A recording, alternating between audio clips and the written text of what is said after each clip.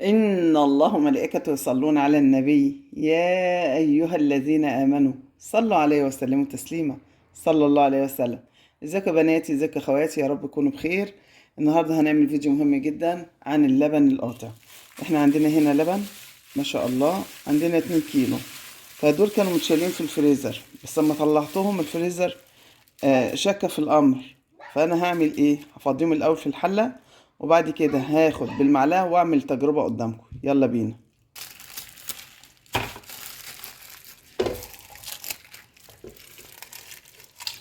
بسم الله الرحمن الرحيم.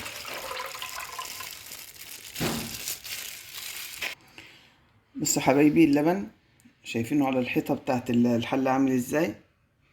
هو من غير ما اعمل له اي تجربه شكله كده، يعني بيقول ان هو ايه؟ قطع. يعني بدل ما اللبن عمل كده قطع، لان كان في الفريزر ومركون. فالحاجة لما تتحط في الفريزر حاولوا ان انتوا ايه، يعني تعملوها على طول، يعني ما تستنوش عليها. بس انا بصراحة كان منسي، كنت ناسياه. فدلوقتي ممكن اعمله لكم وصفة تخلوه من قبل ما نحطه على النار، من قبل ما اعمله اي تجربة. وهو كده احطه على النار، يا دوبك ادفيه بس واغطيه واركنه على جنب. طب كده يطلع منه ايه؟ يطلع منه حلة لبن رايب هايلة، تبقى تحفة. وممكن اعمل منه جبنة موتزاريلا، احطه على النار يغلي، واخد منه المجموعة بتاعته واشتغل بيه اعملها جبنة موتزاريلا. وممكن كمان اخده دلوقتي اعمل منه معجنات، اشتغل منه اعمل منه معجنات معايا. يعني تعمليه في اي عجينة، اي عجينة تعجنيها بقى، هتحط لها خميرة تعجني بيها، هتبقى جميلة قوي، سواء بيتزا، سواء قرص، فطائر، اي حاجة. طب دلوقتي انا عايز اعمل بيه شغلانه تانية خالص، اعمل منه جبنه كريمه. اللي ما يعرفش في اللبن، اي لبن تجيبيه من بره حتى لو كان مبستر، هاتيه وشغلي النار كده واعملي عليه تجربه. ادي المعلقه اهي، هنحطها على النار.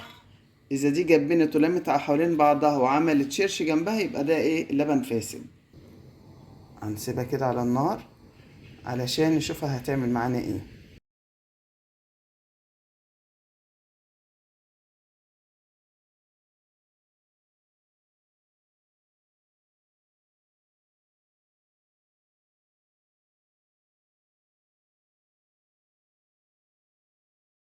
شايفين يا حبايبي؟ هات في النار الاول. شايفين الشكل؟ عملت ايه؟ عملت شرش، فصلت اللبن من الشرش بتاعه، بقى ميه. دي ميه وده اللبن بتاعنا. بصوا عمل ايه؟ ده لو غليته شويه كمان وسبته هيعمل تكتلات كده صغيره. طب دلوقتي هنعمل ايه؟ يلا بينا نشتغل ونشوف هنعمل ايه. نقول بسم الله الرحمن الرحيم. دلوقتي حطيناه على النار وهنسيبه ياخد مع نفسه كده غلوه.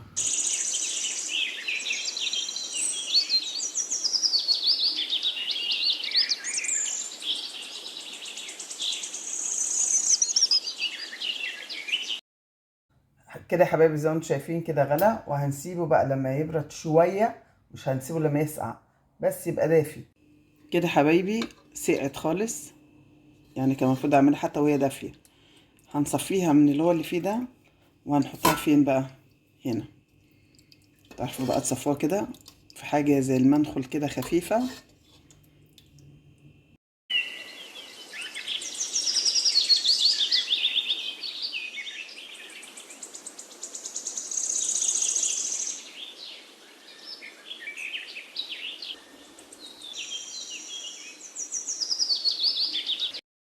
كده يا حبايبي صفيناها خالص وحطيناها في قلب آه طبق زي ما انتم شايفين كده.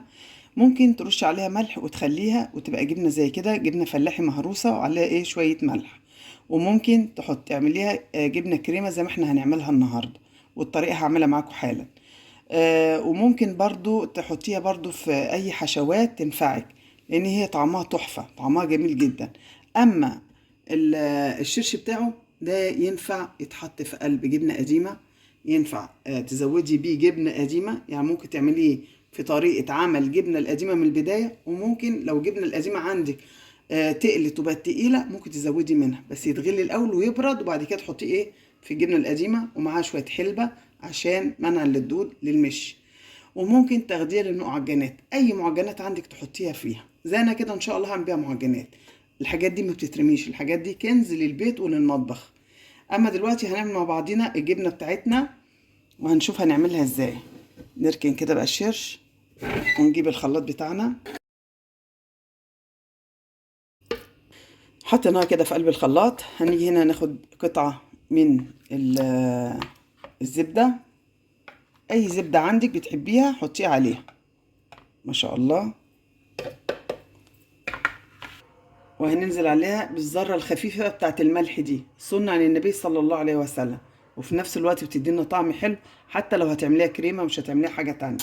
ممكن تحط لها قرن فلفل، يعني أنا عن نفسي أحط لها قرن فلفل. هنحط القرن الفلفل دوت أو القرنين الصغننين دول بمقام قرن كبير، وهنضربه في الخلاط مع بعض عشان تبقى ايه زي الكريمة كده. كده بالشكل ده يا حبايبي بقى الكريمة هي ما شاء الله تبارك الرحمن. شايفين السمك بتاعها زي الجبنة الكريمة اللي بتجيبيها بالظبط. نصبها كده في قلب الطبق بسم الله ما شاء الله تبارك الرحمن. الباقي بقى تحطيه في علبة وتحطيه في التلاجة. بسم الله الرحمن الرحيم. ايه رأيكم؟ وهننزل عليها بحبة البركة، سنة عن النبي صلى الله عليه وسلم. او ممكن تحطي زعتر، اللي تحب حاجة تحطها. وفي ناس بتحب تحطي زيت على وش الطبق، زيت زيتون. انا ماليش شغل على زيت الزيتون مع الجبنة. ايه رأيكم؟ ودي فكرة بسيطة حبيت اعرفها لكم عن اللبن القاطع. ما يبقى عندك لبن قاطع ما ترموهوش، ليه مزايا كتير وليه اشغالات كتيرة قوي ممكن تشتغليها. يعني زي ما قلنا ده عملناها جبنة كريمة، ممكن تعمليها جبنة فلاحي. وهنا معانا ممكن تعمليها معجنات زي ما انا هعمل، او تزودي بيها الجبنة القديمة بتاعتك كشرش. او ممكن تعملي بيها جبنة قديمة من اول وجديد، يعني لو لسه هتعملي جبنة قديمة عندك لأول مرة بتستعمليه، هو اهم حاجة. ده كان الفكرة بتاعتي بسيطة ومبسطة، يا رب يكون حازت على إعجابكم. إن عجبكم ما تنسوناش باللايك وسبسكرايب والتعليقات الجميلة لبيت المنى. أشوف وشكم خير.